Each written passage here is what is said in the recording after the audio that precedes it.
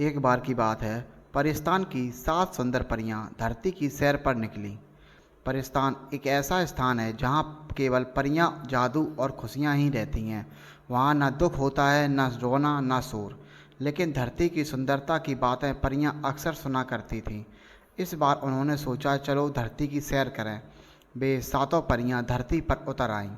जैसे ही उन्होंने धरती को देखा, वे हैरान रह गईं। चारों तरफ हरियाली थी, बड़े बड़े पेड़, रंग बिरंगे फूलों से सजे बाग, कल कल करते झरने, नीला आसमान, पहाड़ों की चोटियाँ और खुले खेतों में लहराते सोने जैसे गेहूँ। धरती की सचमुच बहुत सुंदर थी। जहाँ भी उनकी नज़र पड़ी, उन्होंने कुछ नया, कुछ अनोखा देखने को मिला।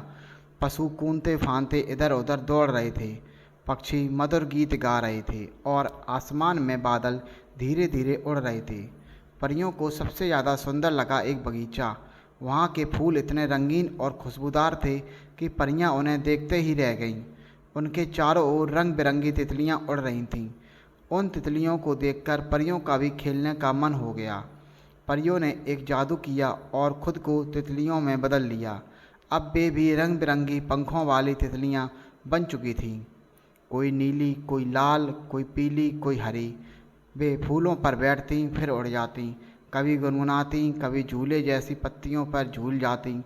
हर दिन वे उस बगीचे में आकर तितलियां बन जातीं और खेलती रहतीं।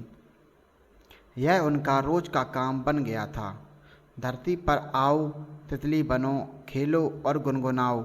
एक दिन की बात है, बगीचे में एक छोटा सा बच्चा आया जिसका नाम हरजोत था। वह बहुत प्यारा और जिज्ञासु बच्चा था। वह फूलों के बीच खेल रहा था। तभी उसकी नज़र एक खास तितली पर पड़ी। वह तितली थी जो असल में परी थी, सबसे सुंदर, सबसे चमकीले पंखों वाली। हरजोत ने बिना सोचे समझे झट से उसे पकड़ लिया। तितली परी को बहुत डर लगा। वह सोचने लगी, अगर हरजोत ने मुझे कभी नहीं छोड़ा तो मैं परियों देश कैसे लौट पाऊंगी। पर वो कुछ कह नहीं सकती थी। वो तो अभी तितली के रूप में थी। लेकिन हरजोत को ऐसा लगा जैसे तितली कुछ कह रही हो, जैसे उसकी आंखों में एक खास बात हो। उसने तितली को ध्यान से देखा और बोला, क्या तुम आज़ाद होना चाहती हो? तितली ने पंख धीरे से फड़फड़ाए, जैसे हाँ कह रही हो। हरजोत को समझ आ गया कि सुंदर तितली को उड़ना पसंद है। वह मुस्कुराया और बोला, जा तितली, उड़ जा, तुझे आज़ाद रहना चाहिए। जैसे ही उसने तितली को छोड़ा, तितली फौरन उड़ गई। पर थोड़ी देर बाद उसने हवा में एक गोल चक्रदार गोला बनाया जो धीरे धीरे आसमान में गायब हो गया। उसी रात हरजोत को एक बहुत ही सुंदर सपना आया। उसके सामने वही तितली आई, लेकिन अब वह तितली नहीं, एक परी बन चुकी थी। उसके लंबे बाल, चमकदार पंख और मुस्कुराता चेहरा देखकर हरजोत बहुत खुश हुआ। परी ने मुस्कुराकर कहा, हरजोत, तुमने मुझे आज़ाद किया, इसके लिए मैं तुम्हें एक ख़ास तोहफ़ा देने आई हूँ। पलक झपकते ही परी ने अपने जादू से हरजोत को हवा में उड़ाया और वे दोनों एक चमकदार रास्ते पर उड़ते हुए परियों की दुनिया परिस्तान पहुँच गए। वहाँ सब कुछ चमक रहा था, रंग बिरंगे फूल, झीलों का मीठा पानी और चारों ओर उड़ती परियां। परी ने हरजोत को वहाँ के फल खाने को दिए, जैसे मीठे आम, रस भरे अनानास और जादुई सेव, जिनका स्वाद उसने पहले कभी नहीं चखा था। फिर परी ने एक प्याले में दूध दिया जो बिल्कुल सफ़ेद और झिलमिलाता था। हरजोत ने जैसे ही एक घूंट पिया, उसे लगा जैसे वह उड़ने लगा हो। वो दूध सचमुच अमृत जैसा था। हरजोत वहाँ बहुत देर तक खेला, नाचा, गाया और परियों से दोस्ती की।